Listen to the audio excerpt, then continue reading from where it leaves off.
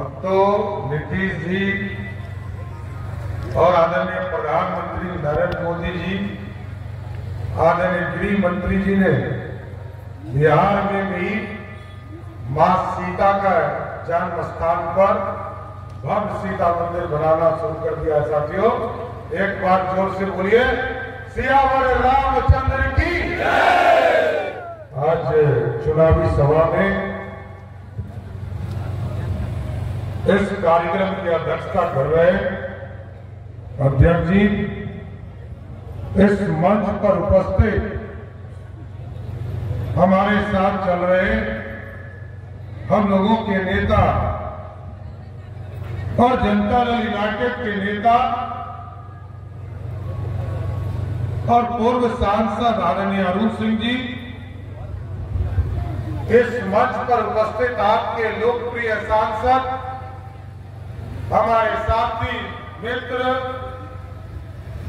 और लंबे समय से भारतीय जनता पार्टी के संगठन को मजबूत करने वाले हमारे प्रिय साथी आदरणीय जनार्दन सिंह सिग्रीवाल साहब और आपके लोकप्रिय उम्मीदवार, हम तीनों एक ही बार विधायक होकर आए थे साहब, आदरणीय धूमल सिंह जी, सिग्रीवाल साहब और हम, और सब लोग मिलकर पहली बार बिहार के सदन में पहुंचे।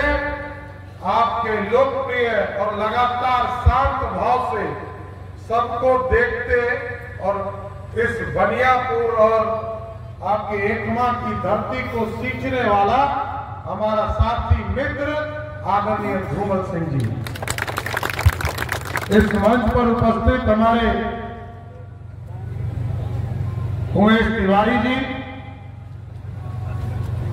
राजबल कुशवाहा जी, भारतीय जनता पार्टी की नेत्री प्रतिमा कुशवाहा जी, इस मंच पर उपस्थित जयप्रकाश महतो जी, सुदामा तिवारी जी, अजय राय जी, जितेंद्र सोनी जी,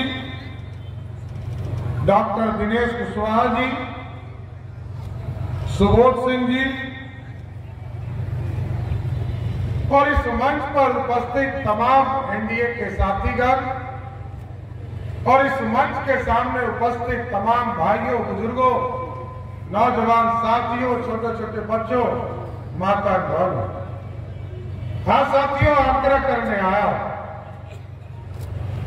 6 अक्टूबर तक आपके आशीर्वाद से बिहार के लोकतंत्र में सरकार चलाने का काम आदरणीय नीतीश कुमार जी के नेतृत्व में कर रहा है। और 6 तारीख को इलेक्शन कमीशन ने चुनाव की घोषणा की है साहब।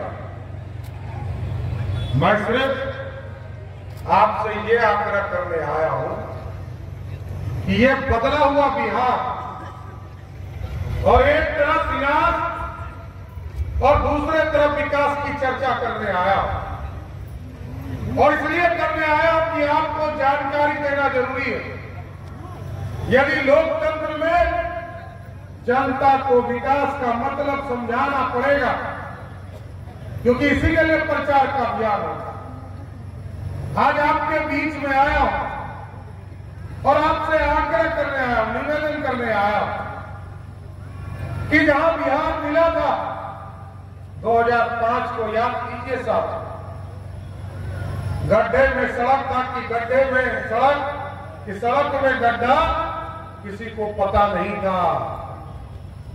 पटना से एकमा आने में, जनता बाजार आने में 5 से 6 घंटे लगते थे।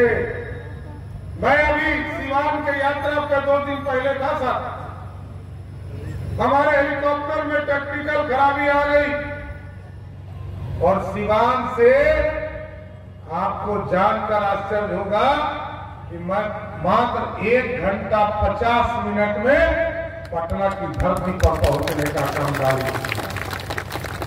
ये बदला हुआ बिहार है।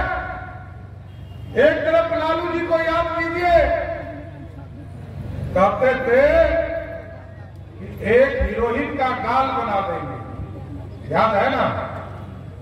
हमारे नौजवान साथी को पता हो कि नहीं हो, लेकिन हमारे सभी बुजुर्गों को पता है, लालू जी कहते थे मुख्यमंत्री थे तो कहते थे सड़क को एक हीरोइन के गाल की तरफ बनाऊंगा, लेकिन 15 बरस जनता ने इंतजार किया, उस हीरोइन का गाल तो नहीं बना लेकिन ओमपुरी का गाल जरूर बना दिया। और लालू जी को याद कीजिए साथियों, लालू जी का मतलब अराजकता, गुंडागर्दी, अपराधीकरण। और यदि लालू जी को मौका दिया गया तो याद कीजिए साहब, कभी बेजुबानों के चारा को खाने का काम लालू प्रसाद ने किया और कभी अलकतरे पीने का काम किया। चारा को खाया ही साथियों, अलकतरा भी पिया, और जब रेल मंत्री गलती से बन गए तो नौकरी के बदले जमीन लिखवाना शुरू कर दिया। आप याद कीजिए, जितने सांसद होते थे, बगल में रघुनाथ झा जी सांसद हुआ करते थे, उनको मंत्री और सांसद का टिकट बेतिया से दिया तो जो जमीन बेचारे ने खरीदा था उस जमीन भी अपने नाम अपने बेटा तेजस्वी यादव से कर लिया।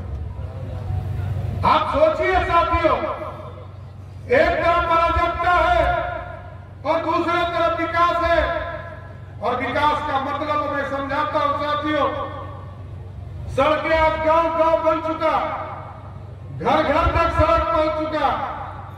और आप याद कीजिए, लोग बिजली का इंतजार करते थे, कोई गांव में 8 घंटा से 10 घंटा बिजली नहीं आती थी, क्योंकि पहले तो बिजली का तार और पोल आपके गांव तक पहुंचा ही नहीं था। 2005 के पहले बिहार में 17 लाख लोगों को मात्र बिजली कनेक्शन था साथियों, और आज के तारीख में 2,14,00,000 लोगों का बिजली कनेक्शन मोदी जी ने दिया, और इसलिए दिया 2014 में मोदी जी ने कहा हम गांव गांव बिजली पहुंचाएंगे। आपने सिग्रीवाल जी को यहां से सांसद बनाकर भेजा, दिल्ली में मोदी जी के हाथों को मजबूत करना शुरू किया। 2015 का चुनाव आया साथियों, नीतीश जी ने कहा घर घर बिजली पहुंचाएंगे। आज 2,14,00,000 लोगों को बिजली कनेक्शन है, और जब 1 जुलाई को नीतीश जी ने कहा कि बिजली हम 125 यूनिट बिजली बिल मुक्त करेंगे, तो 12 अगस्त को जब बिजली बिल आया साथियों, तो 1,70,00,000 परिवार का बिजली बिल जीरो आया, जीरो। अब सोचिए कि बिहार की सरकार लगातार काम कर रही है, चाहे वो बिजली का सेक्टर हो या नौजवानों को रोजगार देने का मामला हो। एक तरफ लोग सपना दिखाते हैं साथी, लेकिन मैं सिर्फ ये बताना चाहता हूं, 1990 से लेकर 2005 तक लालू जी के परिवार का सत्ता था साथी। 94,000 लोगों को सरकारी नौकरी मिली, और नीतीश जी को आपने मौका दिया, धूमल सिंह जी को यहां से मौका दिया था, तो 2005 से लेकर 2025 तक 18.5 लाख लोगों को सरकारी नौकरी किसी ने दिया, तो नीतीश कुमार की सरकार ने दिया। 20 गुना अधिक काम, 20 गुना ज्यादा विकास। और याद कीजिए, एकवा के बच्चे, छपरा के बच्चे, सारण के बच्चे, सिवान, गोपालगंज, या पूरे बिहार के लाखों बच्चे बिहार से बाहर पढ़ने के लिए जाते थे। बिहार में मात्र 2 इंजीनियरिंग कॉलेज था साथियों। नीतीश कुमार जी ने ऐसा व्यवस्था किया कि आज पूरे बिहार में 38 इंजीनियरिंग कॉलेज है।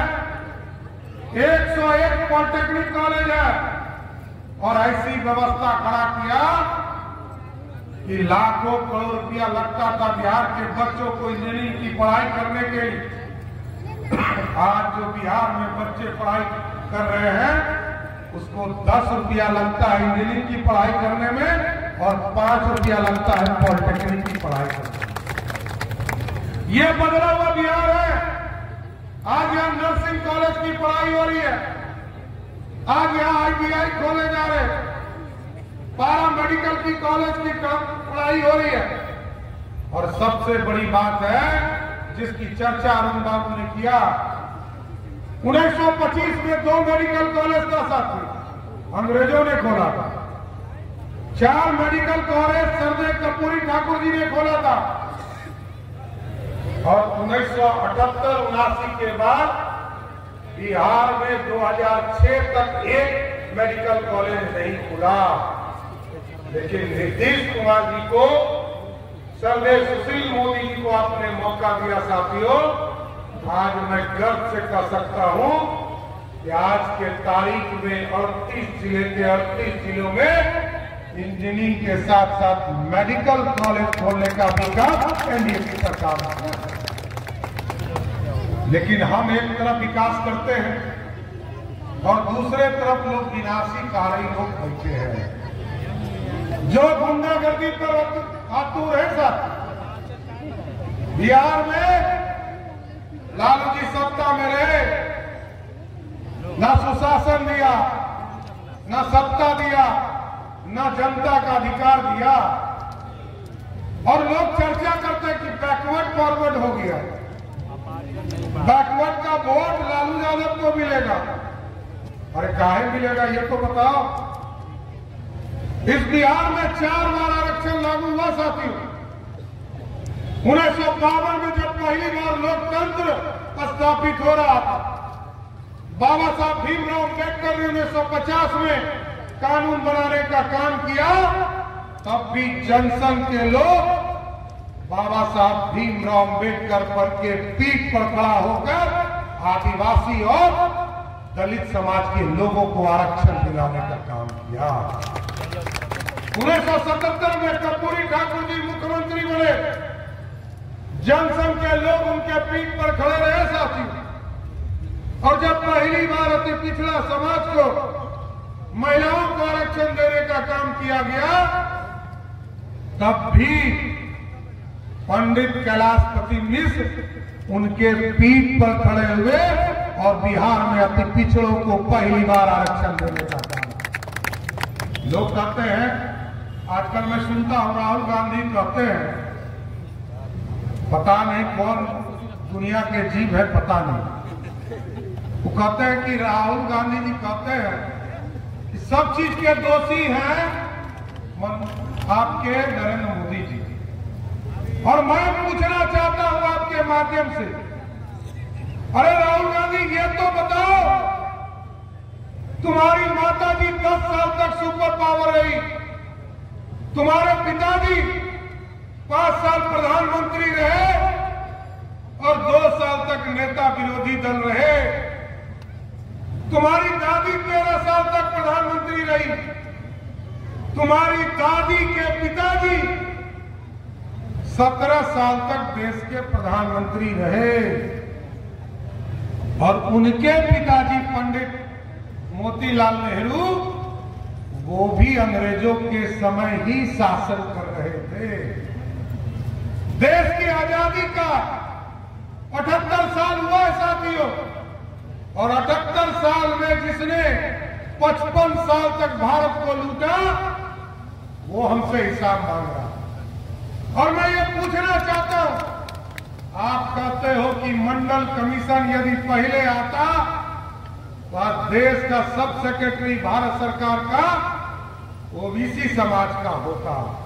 काका कालकेलकर का रिपोर्ट आया 1957 में, पंडित नेहरू ने उसको दबाने का काम किया।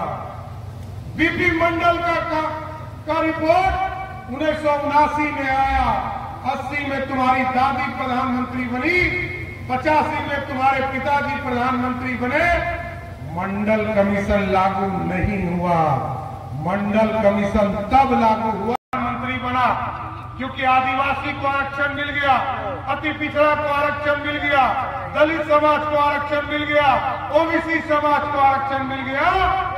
तो मोदी जी जब देश के प्रधानमंत्री अति पिछड़ा का बेटा बना तो 10% स्वर्णों को भी आरक्षण भारतीय जनता पार्टी और एनडीए की सरकार ने। ये है हम सबका साथ, सबके विकास की बात करते हैं। हम सबको आगे लेके जाना चाहते हैं।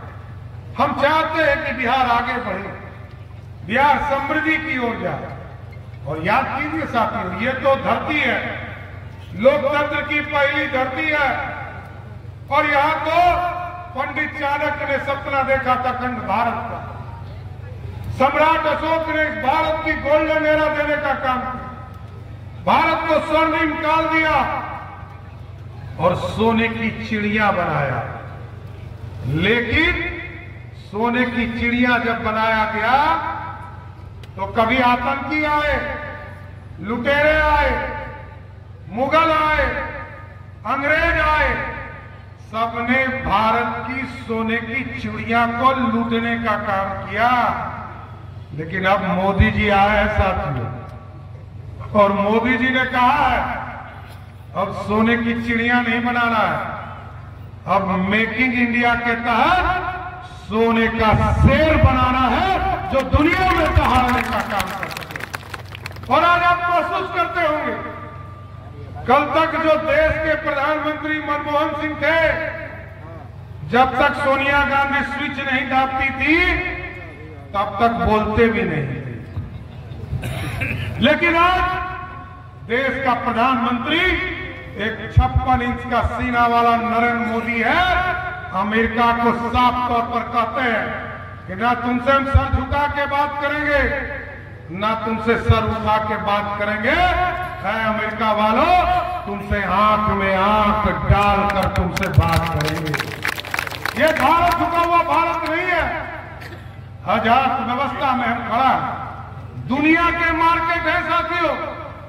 कल तक जीएसटी नहीं था तो बिहार के लोग सोचते थे पैसा कहां से आएगा, भारत के लोग सोचते थे पैसा कहां से आएगा। अरे अब दुनिया का मार्केट भारत है और भारत का मार्केट बिहार है। आज 14 करोड़ बिहारी हमारी ताकत है। कल तक कमजोरी था साथियों, क्योंकि हम जो सामान खरीदते थे वो बड़े इंडस्ट्री वाले को पैसा जाता था। लेकिन आज बिहार के इंडस्ट्री में यदि 5 रुपए का बिस्किट का डिब्बा आप खरीदते हो तो आप भारत के निर्माण में 5% टैक्स एक आम आदमी गरीब भी देने का काम करता है। पहले आप नहीं कर सकते थे। पहले लोग कहते थे कि टाटा ने बनाया, टाटा अंबानी ये लोग भारत बना रहे हैं। लेकिन आज मोदी जी ने ऐसी व्यवस्था किया है सर कि आज भारत को बनाने का एक एक गरीब काम करना। क्योंकि जो हम सामान खरीदते हैं, मैं तो जीएसटी जो काउंसिल का बोर्ड है उसका चेयरमैन हूं साहब। मोदी जी ने हमको अध्यक्ष बनाया और जब मैं अध्यक्ष बना तो उन्होंने कहा कि एक ऐसा रिपोर्ट खड़ा करो कि भारत के गरीबों को इसका लाभ मिल सके। स्वदेशी अभियान चलाओ। और आज हमें गर्व है कि पहले आप 4 तरह के टैक्स देते थे साथियों। अभी मोदी जी ने कहा ना कि जीएसटी बचत अभियान उत्सव बनाओ। और मैं बताना चाहता हूं, मैं सिर्फ 12% टैक्स खत्म करने का हिम्मत जुटा रहा था, क्योंकि पूरे देश में से लगभग 20,000 रुपये का टैक्स घटाना था। तो हिम्मत जुटाता था कि 20,000 आएगा कहां से। लेकिन जब मैं रिपोर्ट लेकर मोदी जी के पास गया, 5% टैक्स है, 12% टैक्स था, 18% टैक्स था, 28% टैक्स था। और जब जीएसटी नहीं था तो भारत में 31% टैक्स आपको देना पड़ता था कांग्रेस के राज में। मोदी जी ने सीधा 3%, 3.5% टैक्स घटाने का काम किया। और इस बार मोदी जी ने और दरवाजा खोला। आज मोदी जी ने हमको कहा कि इस रिपोर्ट में 2 चीज जोड़ो। क्या 12% टैक्स को खत्म करो ही, आप 28% टैक्स भी खत्म करो। तो मैंने कहा कि सर इसमें लगभग 1 लाख करोड़ रुपया का नुकसान है। तो कहा कि भारत का स्वाभिमान और भारत की आत्मरक्षा के लिए 1 लाख करोड़ रुपया कुर्बान कर दूंगा, लेकिन भारत के लोगों को, किसानों को दिक्कत नहीं होगी। और साथियों, आज मैं गर्व से कह सकता हूं कि आज यदि मोटरसाइकिल खरीदने जाते हो, जो 1 लाख रुपया में कल तक मोटरसाइकिल मिल रहा था, वो आज 90,000 रुपया, जो 90,000 रुपये मिल रहा था वो अब 80,000 रुपया में मिल रहा है। टैक्स घटाने का काम किया। और अभी छठी मैया का 3 दिन 4 दिन का कार्यक्रम था साथी। पिछले साल 2024 में इस पूरे मार्केट का बिजनेस 25,000 करोड़ रुपया का था, और इस बार हमने टैक्स घटाया, मोदी जी ने टैक्स घटाया, तो सिर्फ बिहार में सिर्फ छठी मैया के इस उत्सव में 40,000 करोड़ का बिजनेस करने का काम आपने किया। और लोग कहते हैं कि उद्योग नहीं है, मैं उसको हिसाब देता हूं, हिसाब ही देने आया हूं। आज बिहार में 17 इथेनॉल फैक्ट्री पर काम चल रहा था, 14 इथेनॉल फैक्ट्री काम चालू कर दिया। जिस बिहार में मक्का का उत्पादन 1100-1200 रुपया कुंटल बिकता था, आज के तारीख में 2,000 से लेकर 3,000 रुपया तक का कुंटल बिकने लगा। इथेनॉल बिकने लगे। बिहार के फूड प्रोसेसिंग यूनिट शुरू हो गए। और आपको जानकर खुशी होगी, लोग कहते थे कि बजट में इंडस्ट्री का कोई रोल नहीं है बिहार जैसे राज्य। 2005 में -3 था, क्योंकि कोई उद्योग ही नहीं था। एक ही उद्योग था, उसका नाम था अपहरण उद्योग, दूसरा कोई उद्योग नहीं। लेकिन आज साथियों बताते हुए खुशी हो रही है, मैं वित्त विभाग का मंत्री भी हूं। आज बिहार में आज जो जीडीपी है लगभग 10 लाख करोड़ रुपया का, उसमें 23% हिस्सेदारी सिर्फ और सिर्फ उद्योग विभाग का है। उद्योग के क्षेत्र में काम चल रहा है। आज भारत में सबसे ज्यादा बॉटलिंग प्लांट बिहार में लग रहा, थर्मल पावर प्लांट बिहार में लग रहा, फूड प्रोसेसिंग यूनिट यहां लग रहा। और सबसे ज्यादा बड़ी बात है कि महिलाओं को, जिस बहन को पहले साइकिल दिया, पोशाक दिया, जिसका उम्र 12 साल से 17 वर्ष उम्र था, पहले उसको पोशाक दिया, साइकिल दिया और नई उमंग के साथ घर से बाहर निकाला। मैट्रिक पास करो 10,000, इंटर पास करो 15,000, ग्रेजुएशन पास करो 25,000। अब मोदी भैया और नीतीश भैया ने तय किया कि अब जो महिला है 1,41,00,000 बहनों के खाते में 10-10 हजार रुपया देकर 2,10,000 का लखपति दीदी बनाने का काम शुरू किया। और ललटेनिया का रहा है, ललटेनिया का रहा है। लालटेन का युग है क्या? कोई गांव में लालटेन देखे हैं? कोई दुकान में बिक रहा है? आई सब लालटेन लेके घूम रहा है। और लोग कहता है कि ये जो पैसा उनके खाते में दिया गया है, उस पैसे पर सूद लगेगा, उस पैसे को वापस ले लेंगे। तो मैं मोदी भैया और नीतीश भैया के तरफ से आपको गारंटी देता हूं, जिसके खाते में 10,000 चला गया, कोई माई का लाल उस पैसे को वापस नहीं ले सकता, कोई माई का लाल वापस नहीं ले सकता। और अब तो हम लोग आगे चाहते हैं, जिस बहन को साइकिल और पोशाक देकर मुख्यधारा में लाया, और आज आपको बताना चाहता हूं कि सिर्फ महिलाएं, हमारे पुरुष साथी तो काम कर ही रहे, सिर्फ महिलाएं 56,000 करोड़ का पूरा मार्केट चलाती है बिहार में, कुटीर उद्योग चलाती है। छोटे छोटे उद्योग चला रहे। और जब हम लोगों ने संवाद शुरू किया साथ, तो लोगों ने कहा कि विधवा पेंशन बहुत कम है, वृद्धा पेंशन बहुत कम है, किसी ने कहा दिव्यांग पेंशन बहुत कम है। और नीतीश जी को जब हम लोगों ने रिपोर्ट दिया तो कई डिमांड्स थे। किसी ने कहा कि 400 को 800 कर दिया, क्योंकि नीतीश जी ने ही दुगना किया था, 200 से 400 किया था। तो कई लोगों ने कहा कि इसको 800 कर दिए, किसी ने कहा 1000 कर दीजिए। लेकिन मोदी जी और नीतीश जी ने तय किया कि हम इसको 1000 नहीं 1100 रुपया सीधे उनके खाते में देंगे। और मुझे गर्व है साथियों, 1 करोड़ 12 लाख ऐसा लोग है जिसको विधवा पेंशन हमारी बहनों को मिलता है, वृद्धा पेंशन मिलता है हमारे बुजुर्गों को, और हमारे दिव्यांगजन को पेंशन मिलता है। और 1 करोड़ 12 लाख पहले पेंशन आता था 2005 के पहले, 2014 के पहले, तो बीच में लोग कमीशन खाने वाले थे। 25 रुपया 50 रुपया हमको दो और तुम्हारे पोस्ट ऑफिस में पैसा दिलवा देंगे। देश के प्रधानमंत्री राजीव गांधी कहते थे कि मैं दिल्ली से 100 रुपया भेजता हूं कि पंजाब वाला लोग जो है कि 85 रुपया रस्तवे में खा जाता है। लेकिन मोदी जी की सरकार है, मोदी जी ने ऐसी व्यवस्था किया, जनधन अकाउंट खोला, गरीबों को जोड़ा, गरीबों को सीधा संवाद किया। आज नीतीश जी, मोदी जी 1100 रुपया पटना से भेजते हैं।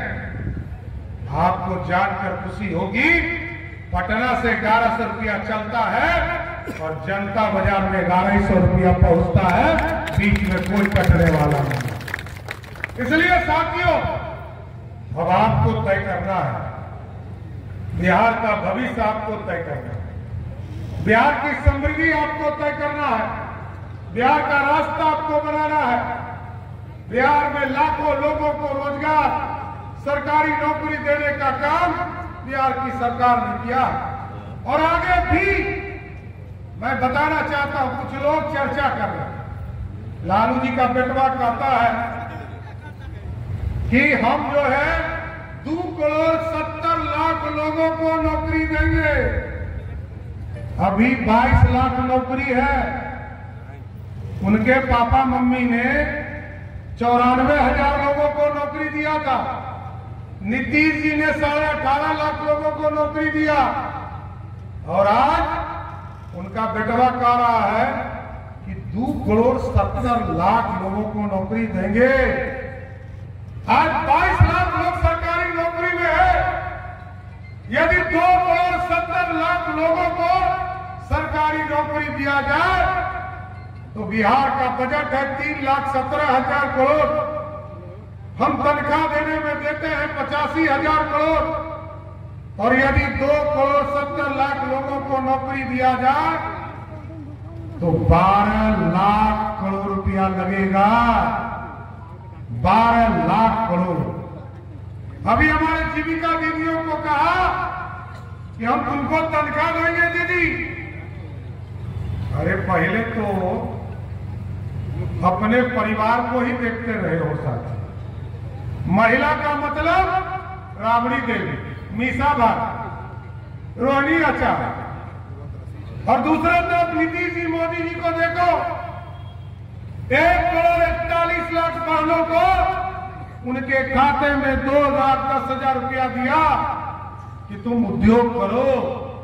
50% आरक्षण दिया पंचायती राज में, नगर निकाय में। और मोदी जी ने 2029 के चुनाव की तैयारी के लिए कहा कि डिलिमिटेशन का काम होगा और 1/3 सांसद और विधायक हमारी महिला बहनें बनने का काम करेगी। ये है सामाजिक न्याय। और एक तरफ लालू जी का परिवार सिर्फ झूठ फैला रहा है, कहता है जीविका दीदी को तनख्वाह दूंगा तो 1 करोड़ 41 लाख बहनों को तनख्वाह देगा तो 5 लाख करोड़ रुपया लगेगा। 5 लाख करोड़ इधर, 12 लाख करोड़ रुपया उधर। 17 लाख करोड़ 2 योजना में हाईरोड घोषणा कर रहा है। हमको पता नहीं चलता है भाई कौन गणित से ये लोग जो है पैसा देगा। और 3,17,000 करोड़ में भी मैं बताना चाहता हूं सर, 3,17,000 करोड़ में हमारी हिस्सेदारी, बिहार की हिस्सेदारी 70,000 करोड़ का है और 2,20,000 करोड़ रुपया मोदी जी देते हैं, जिससे बिहार चलाता हो मोदी जी देते हैं। और आप सोचिए 3,17,000 करोड़ में 2,20,000 मोदी जी का कुछ लोन लेता हूं तब बिहार चलता है। इसलिए साथियों फर्क में मत आना। मेरा स्पष्ट तौर पर मानना है बिहार रफ्तार पकड़ चुका है। आज पटना के एयरपोर्ट पर उतरते हो तो पहले दिन लगता है कि हम जो है दिल्ली और बम्बई पहुंचना शुरू कर दिए। पटना के मैरीन ड्राइव पर उतरते हो तो लगता है कि बम्बई बनना शुरू कर दिया। और पटना से सिवान गोपालगंज आने में 55 घंटा लगता था, आज 1.5 से 2 घंटा लग रहा है। पटना से मुजफ्फरपुर जाने में 3 घंटा लगता था, 1.25 घंटा लगता है। पटना से गया जाने में 3 से 4 घंटा लगता था, 1.5 घंटा लगता है। इसलिए साथियों अब गाड़ी ट्रैक पर है और आपको वोट सोच समझकर देना है। और क्योंकि साथियों याद करो प्रभु श्री राम इसी तरह टेंट में बैठे थे, आप बैठे हैं, आप तो 1 घंटा बैठे हैं तो पंखा डुलाना पड़ रहा और राम जी 450 बरस तक पंखा डुलाते रहे कि कोई भगरत आए और हमको भव्य मंदिर में ले जाए। समता पार्टी से समझौता हुआ साथियों 1996 में।